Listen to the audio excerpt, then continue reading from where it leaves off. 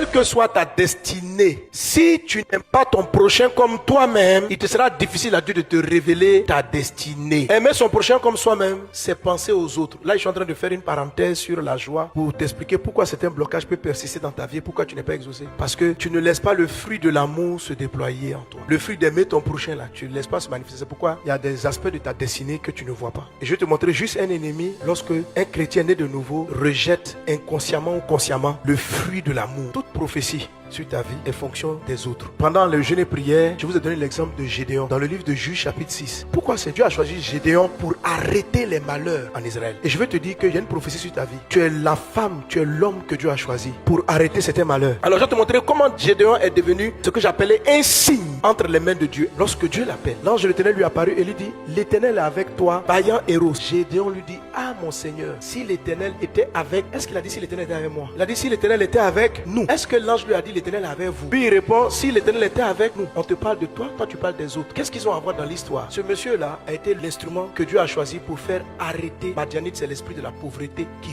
ruine tout investissement matériel, tout mariage. Et lui, il ravage tout ce qui est visible. Amalek, c'est l'anti-joie, la tristesse, la dépression. Les fils de l'Orient, c'est la perte de la vision, la motivation intérieure d'aller de l'avant. Les trois ensemble détruisaient le peuple depuis des années. Quand Dieu vient, pourquoi Dieu sélectionne Gédéon? C'est parce que, voilà comment il pense. Il ne regarde pas ses problèmes comme étant les siens. Il pense aux autres. C'est ça l'amour de l'autre. On vient de dire Dieu est avec toi. On lui dit mais si Dieu est moi, pourquoi moi je suis dans la galère? Il dit pas ça. Si Dieu est avec nous, est-ce que Dieu a dit vous? Il dit toi. Et lui, il globalise. Ça, c'est quelqu'un qui pense aux autres.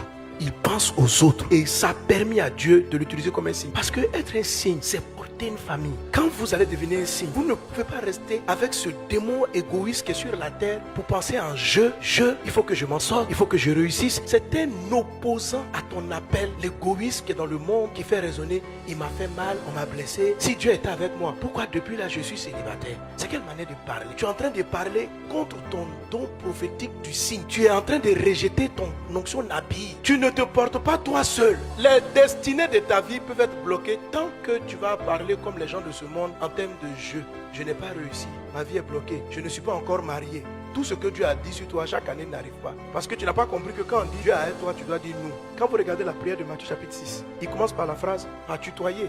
Quand tu pries, il ne dit pas quand vous priez. Il dit quand tu pries, entre dans ta chambre, ferme ta porte. Puis après il dit voilà comment tu dois prier. Notre Père. Quand tu pries, il ne faut pas dire mon Père, notre Père.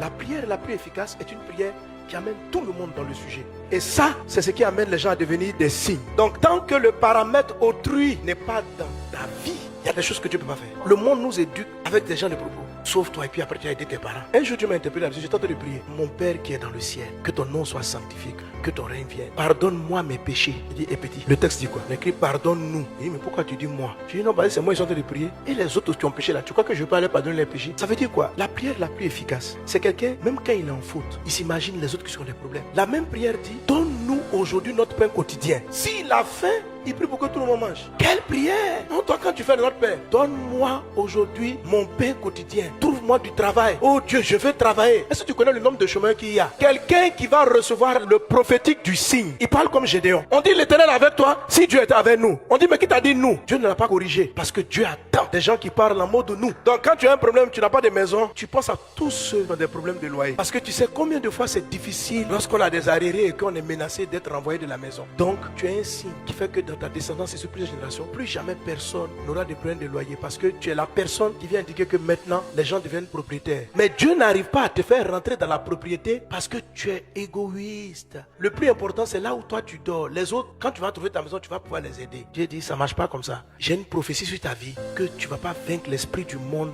qui est je. Ah, je n'ai pas de maison.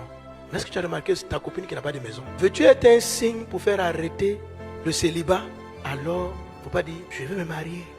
Notre Père qui est dans les cieux, donne-nous nos maris. Ceux qui prient en nous deviennent des signes. Alors quand pendant longtemps vous priez, puis Dieu ne vous répond pas pour un sujet qui est totalement légitime, faut te demander, tu pries en Dieu ou tu pries en nous? Mon âge est en train de partir. Papa, j'ai bientôt 40 ans. Je n'ai pas encore d'enfant. Tu n'as pas remarqué que ta voisine aussi n'a pas d'enfant? Elle s'en va vers 50 ans. Mais tu es sur ton cas. Moi, je n'ai pas d'enfant. Et elle? Je ne lui ai pas appris à prier en nous. C'est comme ça on permet à Dieu de libérer l'onction nabir sur des gens. L'onction prophétique arrive, elle va en drainer une génération parce que c'est quelqu'un qui ne voit pas sa personne seulement et qui pense aux souffrances des autres. Développe une forte empathie. Que cela soit ton partage. Prie avec moi. Dis Seigneur Jésus, enlève de moi l'égoïsme. Apprends-moi à prier en nous. Apprends-moi à porter nos fardeaux. Apprends-moi à prêter attention aux autres. Apprends-nous à le faire. Apprends-nous à le faire.